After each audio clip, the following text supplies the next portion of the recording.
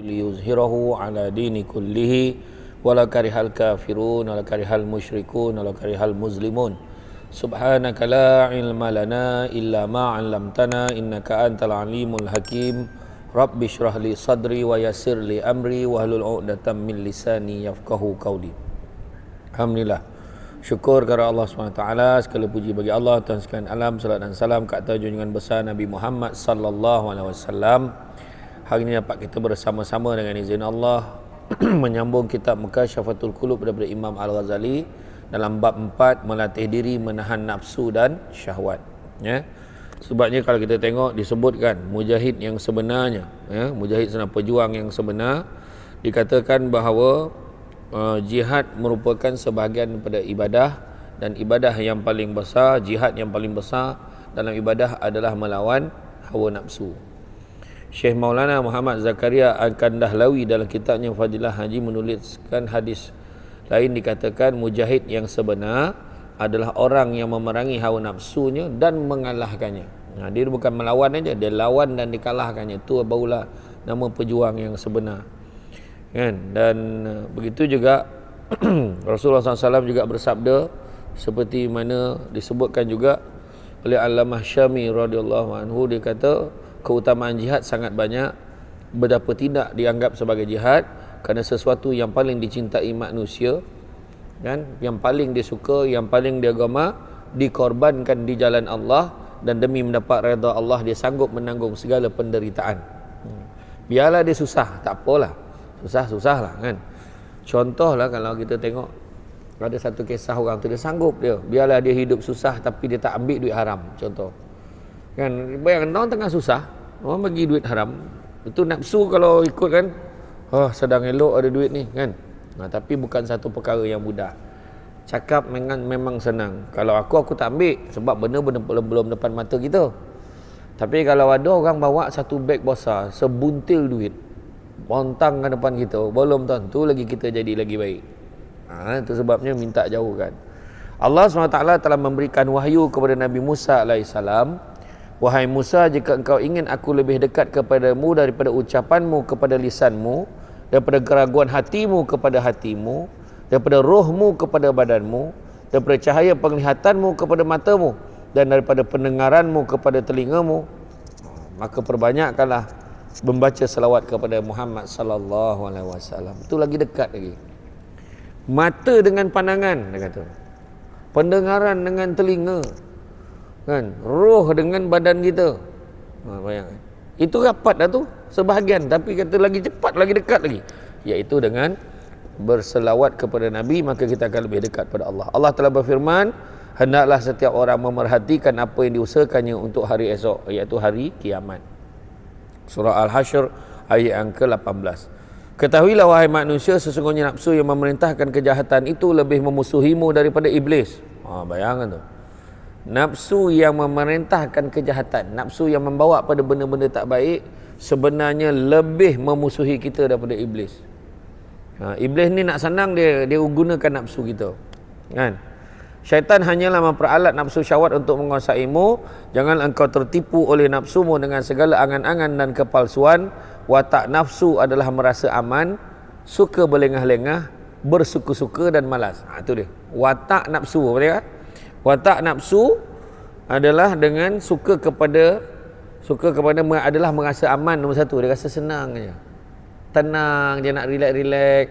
Itu yang ada orang yang menjala tak baik apa tu, kan. Sebab dia ajak relax, tak payah buat apa-apa, kan. Kemudian suka berlengah-lengah. Tengok tu, sebab kita kata macam orang bekerja, kan. Orang yang gemar berlengah-lengah kerja, simpan kerja, kan orang tak suka. Kau tak payahlah bagi dia, kau bagi dia mesti dia simpan punya. Orang dah tahu dah. Orang dah tahu dah, nampak tak?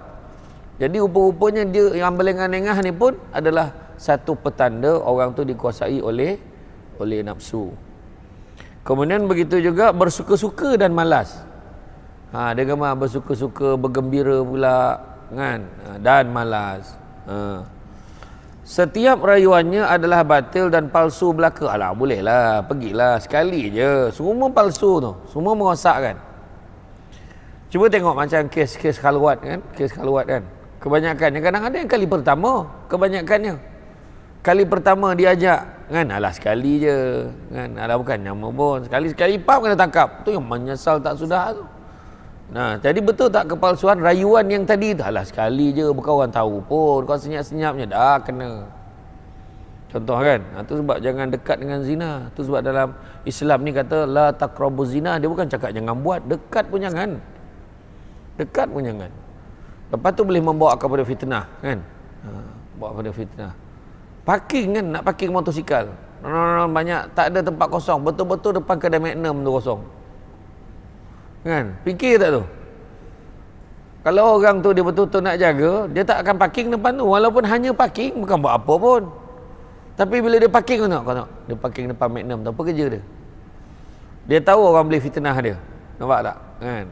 Contohlah. Bukan kata salah. Tapi orang yang betul-betul jaga hukum warak ni, dia akan jaga-jaga diri dia. Dia tak nak diri dia dikaitkan dengan benda-benda macam tu. Macam tu jugalah macam orang minum kopi, minum teh dulu kan ramai orang dulu gemar minum kat kedai Cina. Kopi tiam yang dulu mana ada kopi tiam memang kedai Cina lah contoh. Kan, sebab dulu dia kata Cina tu baik, dia tak makan, ni Cina Hailam dia kata. Cina tak makan babi dia kata. Dia pun pergi minum kat kedai tu. Kawan tu buatlah minta air TO. Tapi dia pakai gelas. Gelas tu tak pernah pun guna untuk arak, tapi gelas tu gelas percuma yang dapat hadiah kalau beli arak. Tertulislah jenama arak dekat cawan tu. Dan minumlah air TO. Bayangkan tu. Orang yang lalu nampak macam seakan-akan air itu boleh jadi fitnah tak? Boleh jadi fitnah. Kalau orang ada satu standard hukum ni, dia kata alah tak apalah, kita bukan minum arak, orang nak cakap-cakap lah, tu standard paling rendah lah tu. Yang up sikit, tolong tukar cawan ni, saya tak nak minum cawan ni, tukar cawan ni. Alah cawan tu tak pernah guna arak, tak, saya tak nak, tolong tukar. Yang paling tinggi langsung tak minum kat kedai tu, macam tu. Jadi pilih kita nak masuk level yang mana kan. Jadi setiap rayuannya batil palsu belaka. Jika engkau rela menuruti rayuannya, hancurlah engkau. Nampak? Hancur kan? Jika engkau lambat memperhitungkannya, tentu akan tenggelam. Fikir kena tangkap. Ya, jika engkau lemah melawannya lalu mengikuti keinginannya, tentulah dia akan melemparmu ke neraka. Nafsu tidak akan pernah menuju kepada kebaikan, ia sumber bencana, dialah markas iblis serta tempat segala keburukan yang hanya diketahui oleh Allah. Sesungguhnya Allah mengetahui segala yang engkau perbuat, baik mahupun buruk. Jika seorang hamba mahu merenungi umurnya yang telah lanjut untuk mencari akhirat, maka renungan itu akan dapat mencuci hati. Seperti disebutkan oleh Rasulullah sallallahu alaihi wasallam, berfikir sesaat itu lebih baik daripada ibadah setahun. Saya ulang balik.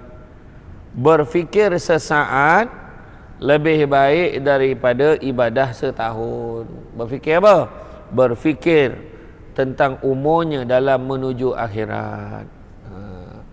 Kita ni menuju akhirat yang kekal abadi. Dunia bukan tempat tinggal, tapi dunia tempat meninggal. Faham kan? Macam tu ayat dia. Dunia bukan tempat tinggal, tapi dunia tempat meninggal. Sebagai contoh, tengok sahabat kita. Tak cukup kuat tadi ya? Tak dengar ke tadi? Cubaan. Baru kuat. Kena ulang balik ke? Tak payahlah kan. Kalau kita tengok Bangladesh tu, contohlah Bangladesh. Dia datang ke Malaysia, tak ada dia peduli dia pakai baju orang. Baju yang orang buang-buang orang tak pakai, dia pakai baju tu je dia kerja.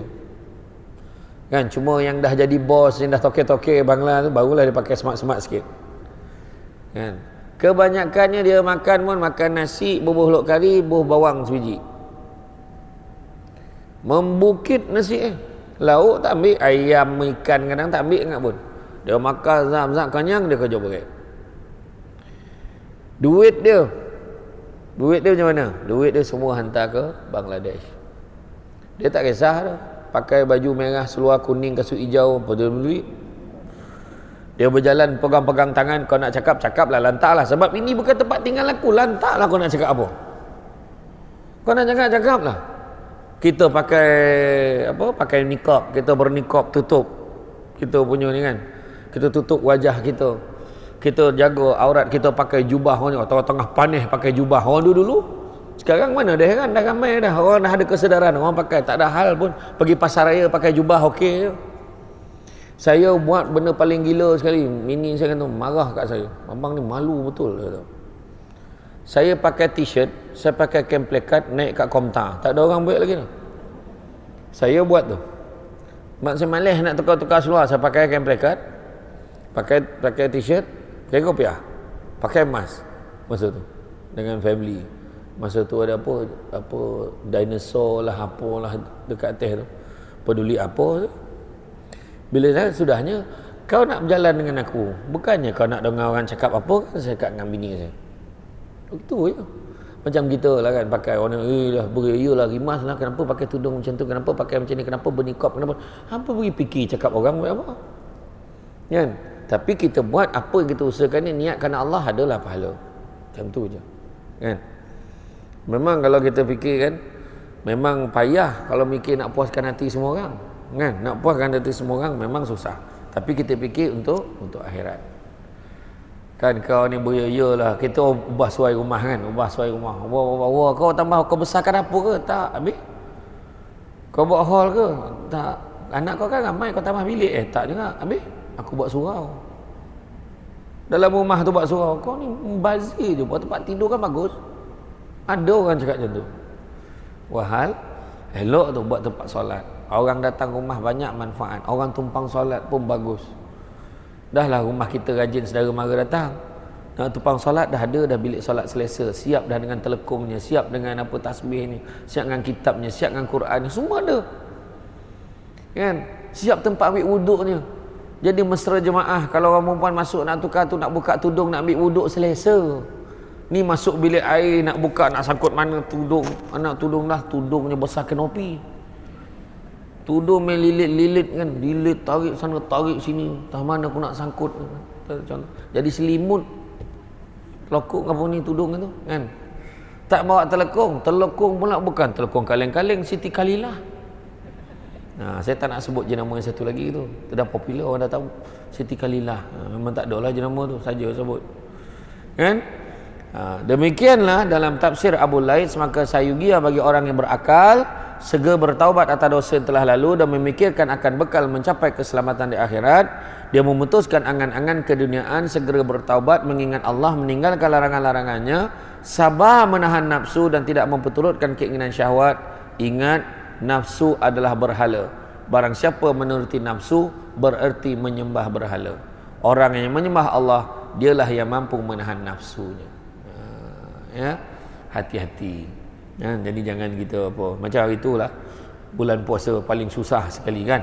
Bulan puasa yang paling susah sekali adalah apabila rayanya itu diumumkan tiba-tiba, katanya.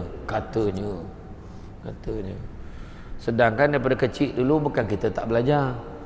Nak tahu raya tak raya, tunggulah pengumuman. Setelah berbincang, setelah apa buat kira-kira dengan apa majlis falak tu. Lepas tu jatuh kuasa falak dah kira-kira dah tengok anak bulan nampak ke tak nampak. Nampaknya anak bulan tidak kelihatan.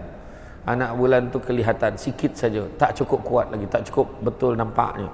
Ni jelas nampak anak bulan. Maka raya bila? Raya adalah jatuh pada bila. Itu yang kita ikut. Tiba-tiba pula dah sadap tiap-tiap tahun ikut kalender kuda, dia tengok kalender kuda. Lepas tu dia kata apa? Kenapa Malaysia raya hari Selasa? Dia marah masa bulan puasa tu. Kenapa kita raya Selasa? Brunei dengan Indonesia raya Isnin. Lain ke bulan yang dia orang tengok. Oh, marah. Marah, la ilaha illallah. Akhirnya umum raya Isnin. Marah juga. La ilaha illallah. Kan? Orang yang meniaga lemang tu tak tentu. Tak mana buluh, tak mana lemang, dia kata. Huru hara malam tu tiba-tiba dah jadi malam raya. Keyakinan kita berdasarkan apa? Berdasarkan cakap-cakap orang. Berdasarkan ini. Sedangkan kita kena bersedia. Puasa boleh jadi 29, boleh jadi 30. Itu je. Bayangkan kalau diumum dengan ini, diumumkan raya tangguh tahun depan. Lagi marah. Jadi puasa lagi. Puasa lagi. Memang matilah kan. Tapi itulah dia. Kan, bila Allah Ta'ala dah tentukan. Nak beritahu perancangan manusia ni, kan kita boleh merancang macam mana pun perancangan Allah juga yang terbaik. Akhirnya ramai orang punya teruk, terkejut raya sampai tak sempat puasa 6. Ramai. Berapa ramai yang tak puasa 6. Geng-geng asatizah, ustaz-ustaz yang saya jumpa pun, ustaz dah puasa 6 dah. Dan saudara tahun lepas itu ni. Kan, tak sempat kan. Ni, dan paling best kali tahun ni, dah habis Syawal masih lagi ada jamuan raya. Gila tak gila? Kan? Tapi nak buat macam mana? Hari tu saya pergi dekat satu tempat, jamuan pasca Aidilfitri.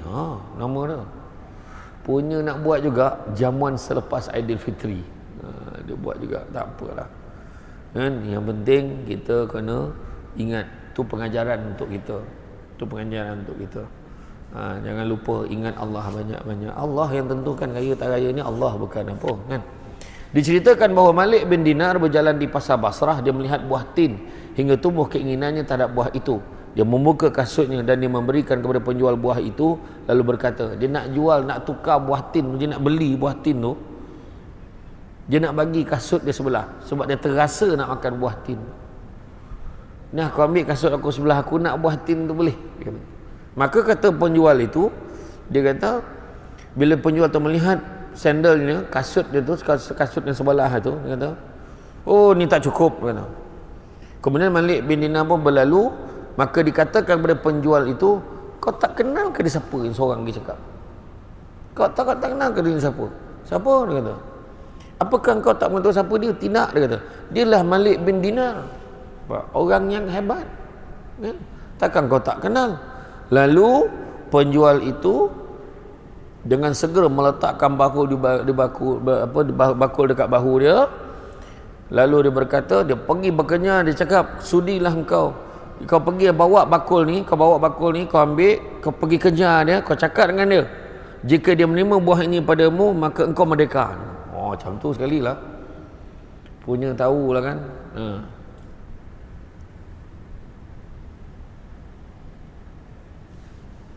Jadi dia kata macam tu lah, dia pergi kejar, kau pergi cakap dengan dia macam mana kan.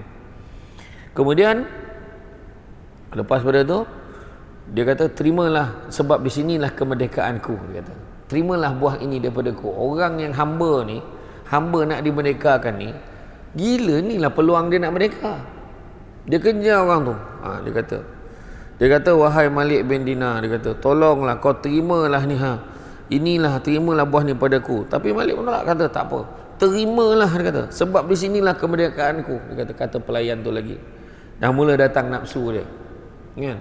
Makna masa itulah, rupa-rupanya orang hebat suka kat aku ni, macam itulah kan, datang ni bisikkan nafsu ni. Maka Malik menjawab, jika di sini kemerdekaan bagimu, maka di sinilah siasaan bagiku. Namun pelayan itu tetap juga mendesak-desak, sehingga Malik bin Dinar berkata, aku bersumpah tidak akan menjual agama dengan buah tin, dan aku tidak mahu makan buah tin sampai hari kiamat. Mana yang dia nak makan tadi tu nafsu dia. Jadi bila dia cuba beli tadi tak dapat, tak apalah, sudahlah, tak dapat. Tak payahlah sampaikan adalah gantian orang lain, sampaikan free. Kau boleh makan free dah sekarang ni. Jadi maknanya sebagai balasan ni dia dapat merdekakan orang tu.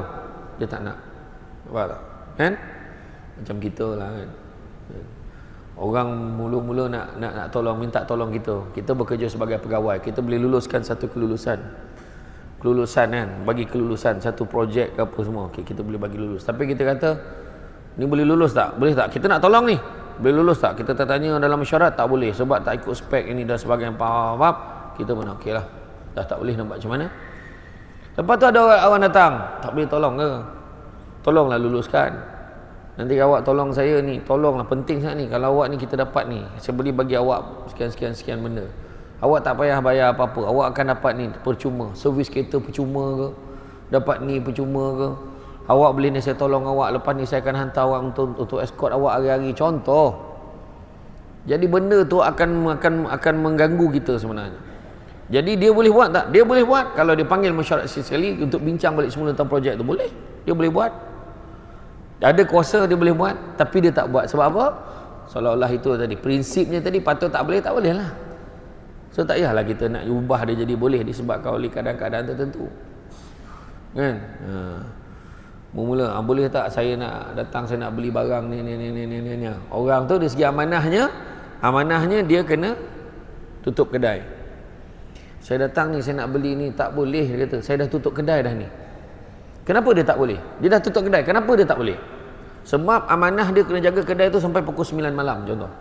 Kalau dia buka balik kedai dia, dia on balik elektrik tu, sedar tak sebenarnya dia dah onkan balik dan tambahkan charge untuk kos elektrik pada bulan tu. Contoh, benda tu nampak kecil. Tak boleh, saya dah tutup kedai dah, minta maaf cik, saya dah tutup kedai. Oh ya ke lah, ni Samsul Debat cakap ni. Oh ya ke lah ustaz, aku tak cakap ustaz. Buka kedai balik. Contoh lah. Tapi kalau orang betul-betul jaga amanah dia takut benda tu. Minta maaf lah ustaz, saya tak dapat, tolong lah ustaz. Macam ni ustaz, besok pagi-pagi pukul 9 saya dah buka dah. Ustaz datang 9 pagi contoh. Macam tu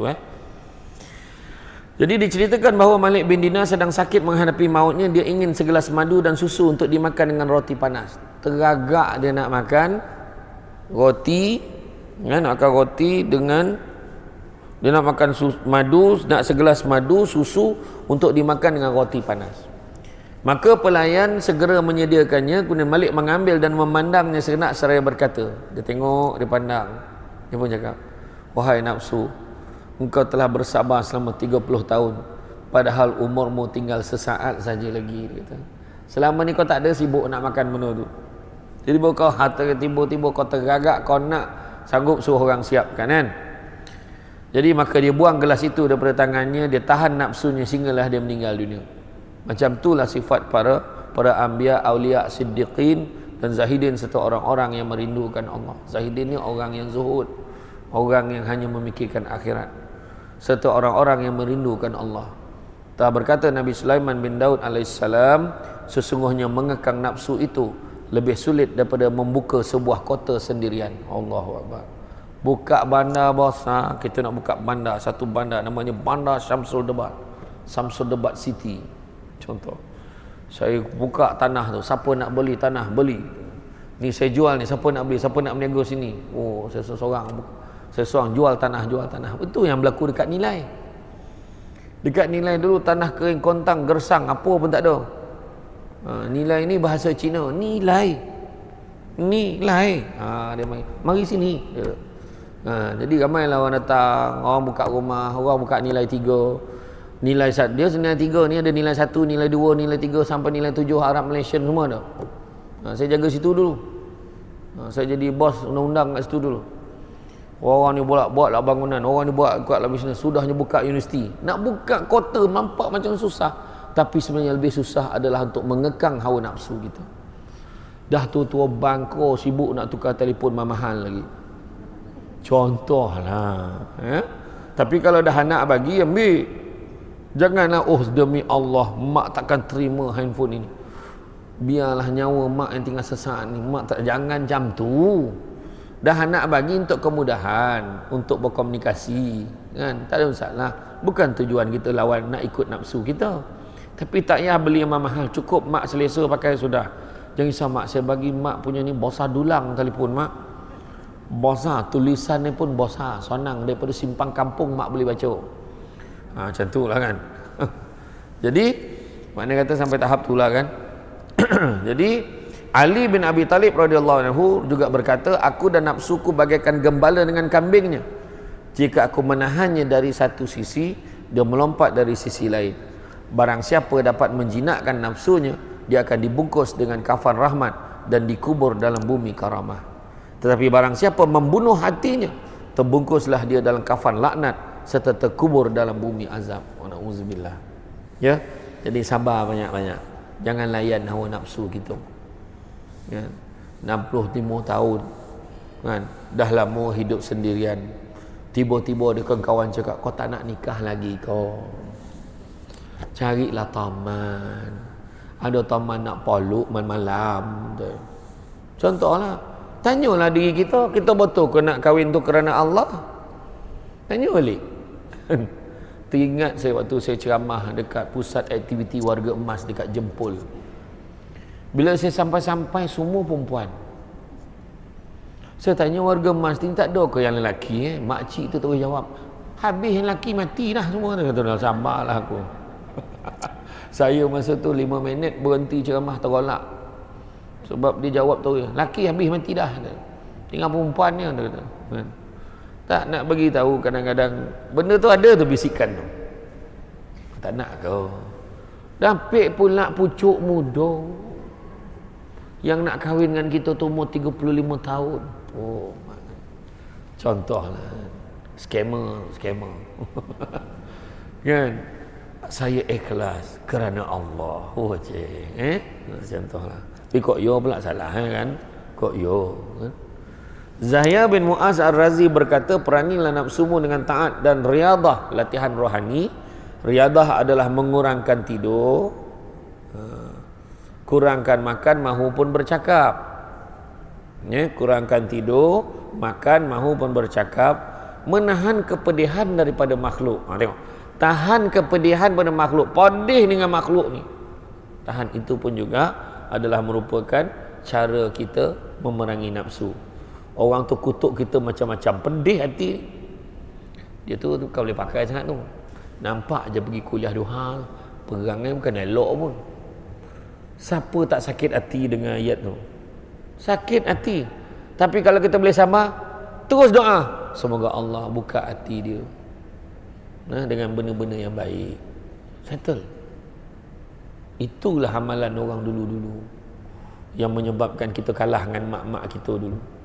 Mak orang tu kutuk mak macam-macam. Mak boleh baik lagi nak pergi keduri, dia nak bagi pisang, nak bagi kepayo. Tahu tak kepayo? Papaya. Botik lah. Orang di Sembilan sebut kepayo. Nak bagi lagi tu. Mak kata biarlah, besok ada orang pula tolong kita. Dia tak sebut orang yang sama. Orang tu dulu tu yang handal. Kan? Arwah abah saya dulu pernah lagi ada orang yang cakap dia macam-macam lah, masuk kat kampung adalah satu situasi tu. Orang tu dah cakap macam ni, relax ada pergi surau. Biarlah, pergi surau semayang elok, tak ada apa. Abah cakap macam tu. Arwah abah saya Bilal, relax. Tak ada mana lah. Okey. Abah cakap. Tu yang kalah tu kan. Rupa-rupa menahan kepedihan makhluk. Dia pinjam duit kita 2,000. Lepas tu dia tak bayar. Berapa lama dah? 10 tahun. 10 tahun dah. Memang kita marah. Tapi bila fikir-fikir balik, anak kita semua lepas sekolah. Duit dalam bank kita ada 20-30 ribu, ada lagi. Kita nak marah disebabkan 2,000 tu sampai 10 tahun. Sedangkan mungkin sebab kita sabar dengan 2,000 yang hilang tadi, Allah gantilah yang lain. Ni tak, duit dah 1,000, sabut lagi 2,000 orang tu. Nampak. Itu maksud menahan kepedihan makhluk. Orang akan memang, kenapa orang ni nipu kita? Makna kita ni tak cukup cerdik, ada yang bangang kan mereka nak tipu kat orang. Kan? Tapi tak pernah kadang-kadang ni adalah agaknya Allah Taala sajalah bagi ujian kat aku ni nak cuci dosa aku. Kan senang. Kan? Memang akan ada orang tipu kita. Ni confirm ni tipu yang paling teruk sekali, bayangkan. Umrah tipu, la ilaha illallah. Kan? Bayar 5,000 je makcik, 5,000 je. Ya ke? Tak ada travel lain yang buat murah macam kita orang. 5,000 je. Ambil lah duit bawah tikar gotah, campur dengan duit dalam periuk yang sorok kat periuk atas tu. Ada pula duit dekat dalam biji tasbih pun ada. Buka biji tasbih tu ada tu, bergulung-gulung duit tu. Punya nak suruh kan, keluar satu-satu kumpul. Bawah tikar gotah tu yang paling banyak sekali. Melakit-lakit sojuk duit tu. Kan? Ingat tak? Saya ingat mak saya, arwah wan saya dulu suruh mak tu letak bawah tikar gotah tu. Sojuk. Dalam bantal lagi, kumpul dapat 5,000. Sekali tawaf di KLIA. Cari mana ada tempat orang kumpul, jumpa tengok tak ada. Ramai yang sama nak travel tu. Makna dia entah kata sini sudah sampai petang. Sampai petang, lepas tu dah marah, mengamuk. Yang anak pun kita telefon anak pula pergi tengok kat pejabat tu. Pejabat dia dah kosong. Benda ni berlaku. Tu cerita tu tipu-tipu langsung lah. Sudah petang tu sampai balik kat Batu Gajah. Lah, kau bukan pergi umrah kau? Balik hari je. Dah kau nak tipu balik hari lah. Itu tipu terus. Ada yang tipu separuh-separuh. Ada. Itu sebab Samsul Debat sendiri pun berapa banyak syarikat travel dia tinggalkan. Membohong banyak. Dekat dalam tu. Harga hanya sekian-sekian. Hotel Movenpick. Hotel Concord. Dia taklah hotel yang bagus-bagus. Hotel Oberoi. Kan? Hanya berapa meter sahaja daripada tempat solat. Wush. Saya tanya pegawai tu, kita dapat hotel ni alah letak je ustaz. Besok nak pergi esok pandailah kita adjust. Tengok. Dekat KLIA tiba-tiba cakap hotel dah penuh. Sampai kat sana kita kena redha ya, sabar banyak-banyak. Ini tempat ibadah, itu tipu separuh mana-mana. Kita mengumpul duit bukan senang. Tapi untuk makluman semua ya, macam saya beritahu gitu, sekarang ni Kementerian Pelancongan dah tetapkan paling rendah 6990. Hari tu alhamdulillah jemaah sini pun dah mula telefon.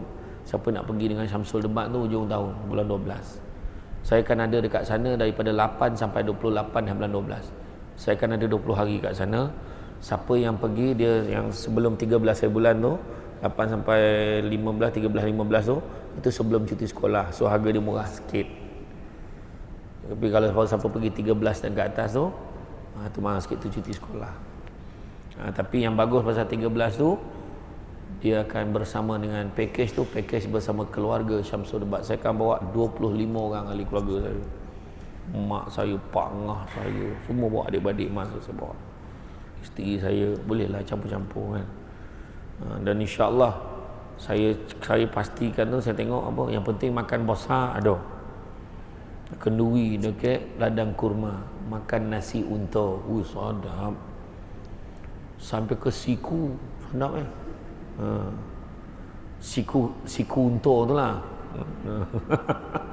Kemudian di Mekah kita akan buat makan kenduri, kita tahlil doa selamat, kita buat di Taif insya-Allah. Makan 5 ekor kibas. Tengoklah berapa orang, kalau ramai kena tambah lagi lah kibas tu.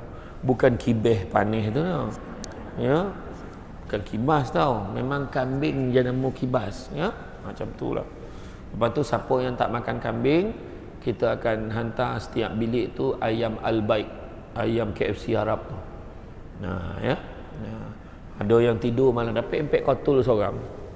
Malam tu tidur pegang ayam. Contohlah. Dan saya tak jadi mutawif, sebab saya akan join jemaah.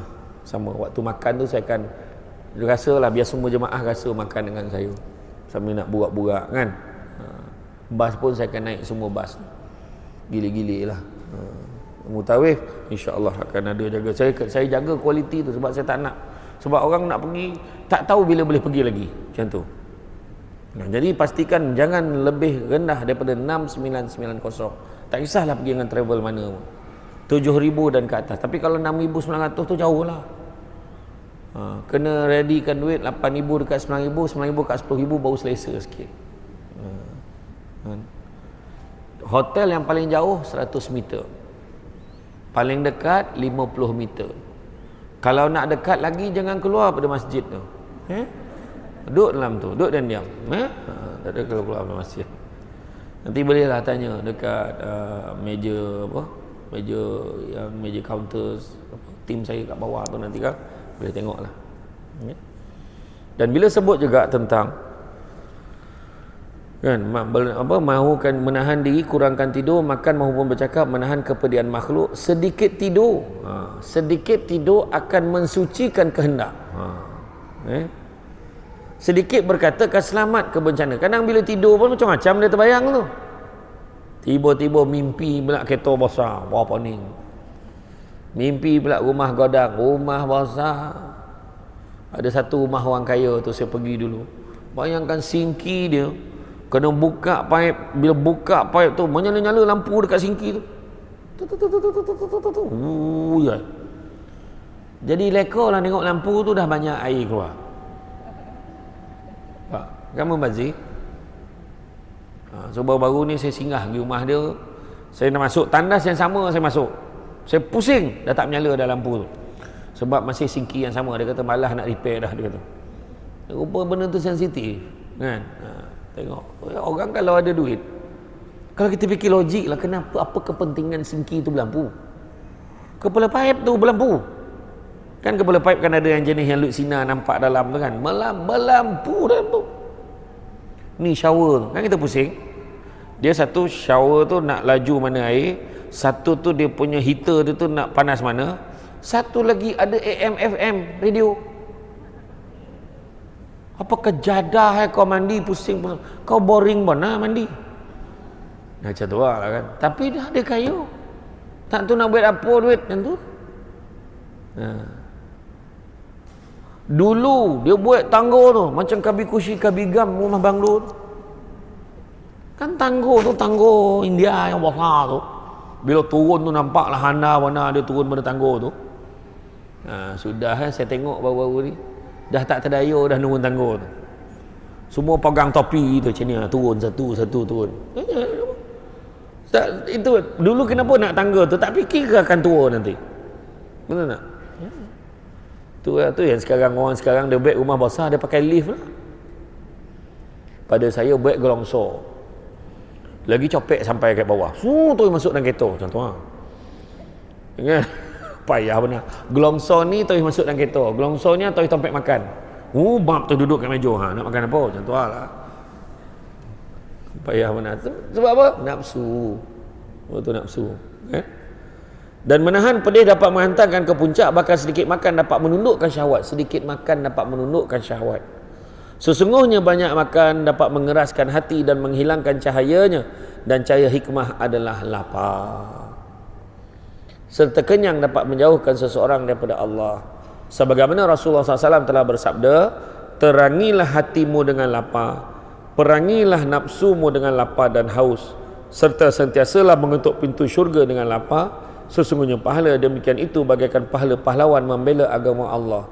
Dan sesungguhnya tidak ada amal yang lebih disukai oleh Allah daripada lapar dan haus. Tidak akan masuk ke kerajaan langit seseorang yang memenuhi perutnya dan kehilangan lazatnya beribadah. Telah berkata Abu Bakar As-Siddiq radhiyallahu anhu, aku tidak pernah kenyang semenjak aku masuk Islam, agar kutemukan lazatnya beribadah kepada Tuhanku. Dan aku tidak pernah minum puas semenjak masuk Islam, kerana rindu berjumpa dengan Tuhanku. Ini kerana jika banyak makan akan sikit beribadah. Sesungguhnya jika orang banyak makan, beratlah badannya, mengantuk dan lemahlah anggota badannya, sehingga tidak membuahkan sesuatu. Dia tidur melulu bagaikan bangkai terbuang. Allahu Akbar. Bangkai yang terbuang tidur melulu. Kita tengok Allah tahu tidur, panggil pun tak nyaut, tak sadap betul tidur. Badangku 1 kilometer terdengar dengkurannya tu. Adalah kadang dia menyalak pun, au dah pahal, mengigau ke apa, rupa tidur memang macam tu. Contohlah kan. Jadi janganlah kita sampai jadi bangkai yang terbuang. Ya. Demikianlah dalam kitab Minhaj Al-Abidin daripada Luqmanul Hakim, dia berkata kepada putranya, janganlah engkau banyak tidur dan makan. Barang siapa memperbanyakkan keduanya, pada hari kiamat dia akan miskin amal soleh. Ia tersebut dalam kitab Maniyatul Mufti. Rasulullah SAW telah bersabda, janganlah engkau membunuh hati dengan banyak makan dan tidur. Sesungguhnya hati akan mati bagaikan tanaman jika tergenang air.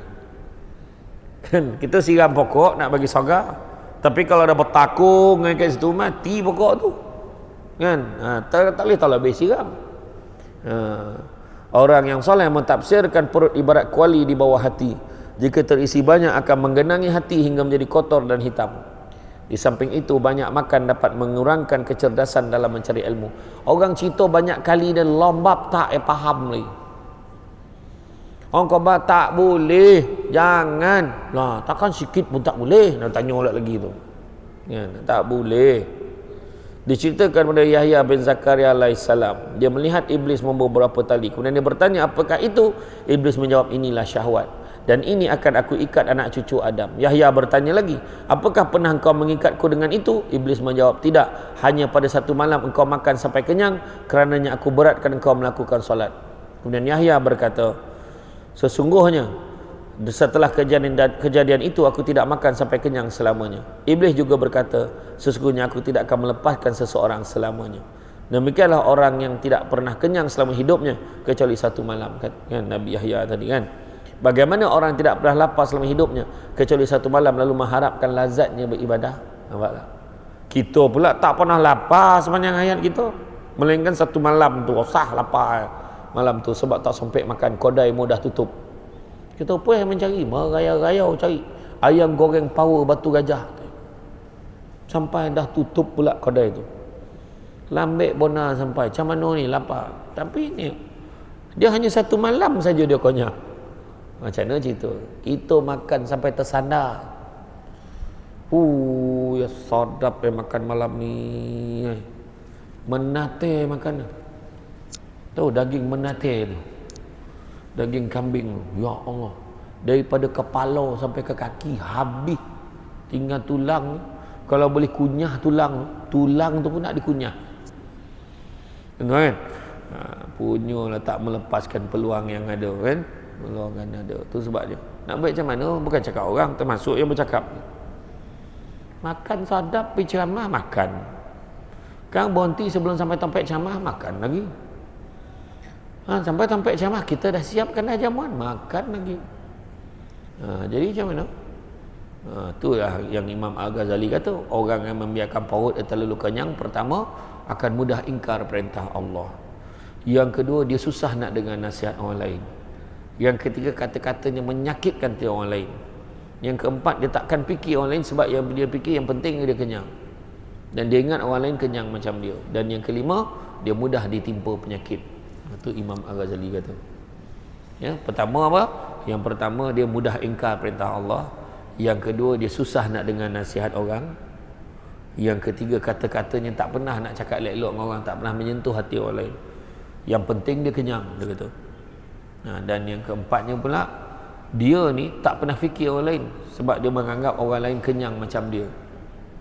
Dan yang kelimanya, dia mudah ditimpa penyakit. Ada satu kisah ni, seorang lelaki, dia daripada Mekah ni zaman dulu lah, ketika zaman ni dia daripada Baghdad. Daripada Baghdad dia pergi Mekah, dia buat haji. Masa dia buat haji ni cerita dulu-dulu ni, dia terjumpa dengan satu kalung mutiara. Ketika dia tawaf ke sa'i ke tak kira lah, dia terjumpa. Jadi siapalah punya ni, dia simpan. Mutiara ni mahal ni, tentu mahal. Kalau ikut nafsu nak ambil, nak tanya orang, siapa nak tanya? Berjuta-juta orang, berpuluh-ribu, ratus ribu orang kan, manusia umat buat haji. Tanya apa? Sudahnya dia pun raung-raung nampak ada sekumpulan manusia ni tengah berkumpul. Dia kata siapa yang nampak kalung mutiara jenis sekian, maka kalau dapat pulangkan, kita akan bagi hadiah. Kita akan bagi berapa ribu dinar, kita akan bagi. Maka orang ni dia datang, dia tanya, adakah mutiara tu begini? Adakah mutiara tu macam ni? Betul mutiara tu macam tu. Nah, ambil ni. Ni kan. Oh, terima kasih banyak. Dia nak bagi, tak apa. Aku tak nak hadiah tu. Sebab aku ni, pada aku hanya nak memulangkan amanahnya. Sebab aku dah jumpa, aku rasa syukur aku dapat pulangkannya kepada tuannya balik. Lepas tu dia pun berlalu. Dia tak ikut nafsu dia. Tak peduli ikut nafsu dia nak ambil. Bila dia teruskan perjalanan setelah beberapa tahun-tahun, akhirnya dia pergilah. Dia pergi mengembara satu tempat ke satu tempat, sampailah ke satu tempat di Aleppo di Palestin. Sampai di Palestin, sampai kat satu kampung. Maka orang tanya dia, kamu ni aku nampak macam orang ada ilmu, boleh tak kamu bantu kami? Bantu apa? Kami ni baru saja kematian imam kami. Jadi tak ada imam yang boleh memimpin solat kami. Boleh tak kamu duduk menggantikan imam tu sementara? Sementara waktu gantikan dia. Dia kata, insya-Allah. Dia kebetulan masa tu dia tengah lapar. Dia lapar betul, tak tahu mana cik makanan. Sampai kat kampung tu, orang tu offer dia jadi imam, dia seronok mana. Dia dapat jadi imam, dia memimpin dan dia dijamu makan dengan cukup selera dan lazat sekali. Dan kemudian orang kampung tanya, boleh tak kau buat satu perkara lagi, tolong kami? Kenapa? Imam ni ada seorang anak perempuan, kesian, dia tak ada sesiapa. Boleh tak kau kahwin dengan dia? Kahwin dengan orang tu? Dia kata, ya Allah, dah lah aku jadi imam, boleh ke? Tolonglah, tak ada siapa. Kamu ni pun orang baik-baik, kami tengok. Kahwinlah dengan dia. Kahwin dengan perempuan tu. Bila kahwin dengan perempuan tu, kan, Bahagialah, duduklah kat kampung tu, jadi imam apa semua. Satu hari dia uji oleh Allah, perempuan ni sakit, bini yang sakit kuat terlantar, jadi dialah kena bolo isteri dia ni. Bolo punya bolo kan, bela kau tak faham bolo, aduh payah apa tu. Bolo punya bolo, entah macam mana dalam dia mengusap air picit-picit, terjumpa kalung mutiara dekat tubuh badan isterinya pakai kalung. Ini kalung ni sebiji macam kalung yang aku pernah jumpa dekat Mekah dulu, aku pulangkan balik kat tuannya. Isteri dia kata apa? Lah engkau ke orangnya wahai suamiku. Ya Allah, dulu arwah ayah aku sebelum meninggal dia kata kalau boleh dia nak kahwinkan aku dengan orang yang ada akhlak macam orang yang pulangkan kalung. Nampak tak? Kalau dah jodoh tak ke mana, akhirnya meninggal dunia isterinya itu, dan kalung mutiara tu dapat pada dia. Nampak? Nak bagi tahu apa? Tak payah layan nafsu kita. Kalau Allah dah tentukan ada rezeki kita, adalah macam tu ya. Diceritakan juga daripada Yahya bin Zakaria alaihissalam, pernah satu kali dia kekenyangan makan gandum. Ini malam yang dia kenyang tu. Pada malam itu dia tertidur, seketika berwirid, kemudian Allah memberi wahyu padanya lalu berkata, apakah engkau menemukan rumah untukmu yang lebih bagus daripada rumahku? Apakah engkau menemukan teman yang lebih baik daripada berteman denganku? Demi kemuliaan dan keagunganku, jika engkau melihat syurga Firdaus lalu melihat neraka Jahannam, pasti engkau akan menangis mengeluarkan nanah bagaikan ganti air mata, dan engkau akan memakai besi bagi menggantikan kain. Allahu Akbar. Kan dek konyang satu malamnya hal. Kita konyang banyak malam tak tahulah macam mana kan. Satu lagi kisah kan, orang kita ni kau dengan cerita. Ada satu lagi cerita. Macam mana seorang lelaki kaya, orang tua ni dia ada 2 orang anak. Dia sakit tonat. Bila dia sakit tonat, maka ada 2 orang anak ni. 2 orang anak ni tengok mana anak yang boleh tahan nafsu dia. Anak yang seorang kata, aku tak nak jaga ayah dah, kau nak jaga kau jagalah, aku tak dapat jaga ayah dah, aku sibuk banyak hal. Tapi kalau dia mati esok kau cakap dengan aku nak harta dia.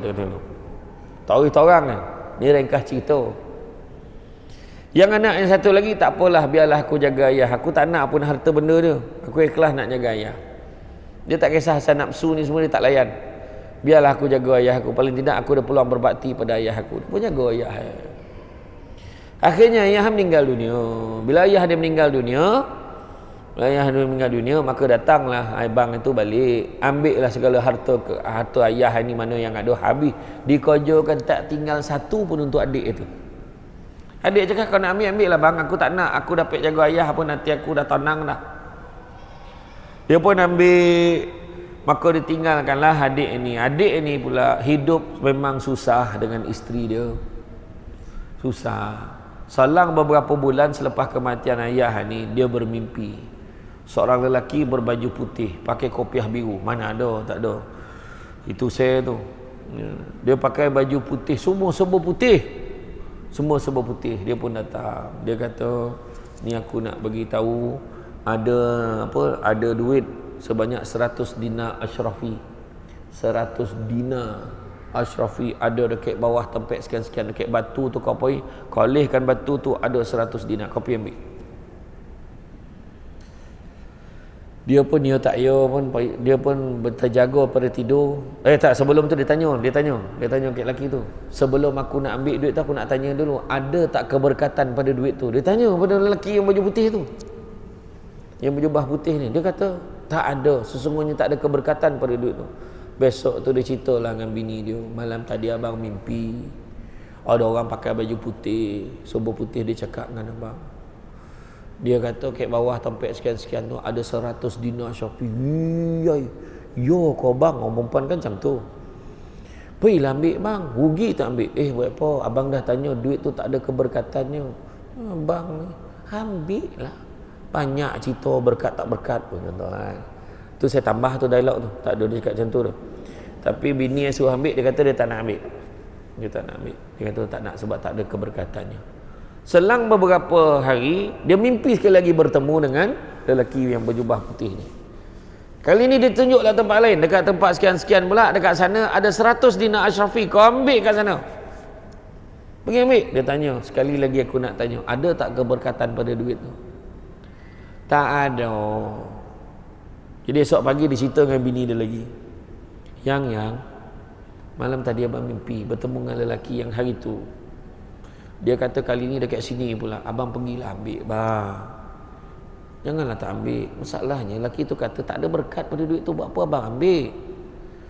Tak ada. Kalau ikut nafsu, paling tidak tengok je dulu, tengok dulu ada tak, kan?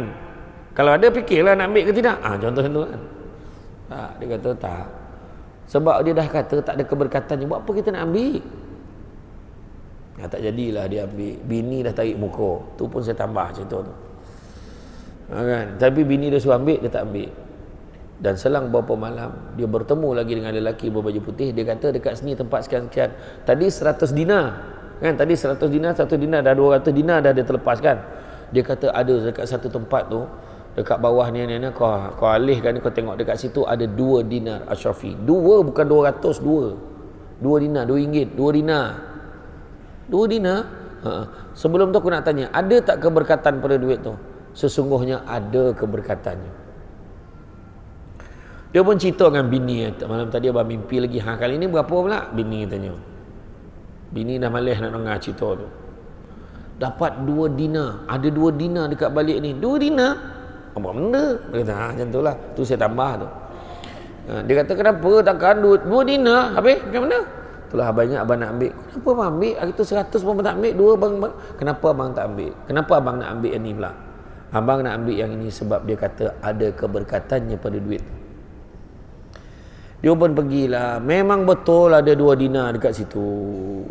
Dan daripada 2 dinar tu, dia pergi ke pasar. Dia dapatlah beli 2 ikan patin yang boleh buat masak tempoyak. Itu pun saya tambah cerita tu. Tak macam tu bunyinya. Dia jumpalah 2 ekor ikan. Dia belilah 2 ekor ikan. Dengan 2 dinar tu dapat beli 2 ekor ikan di pasar. Dia beli 2 ekor ikan, dia balik, dia bagi kat isteri dia. Nah, mudah-mudahan ada keberkatannya. Kau masakkanlah kedua ekor ikan ini.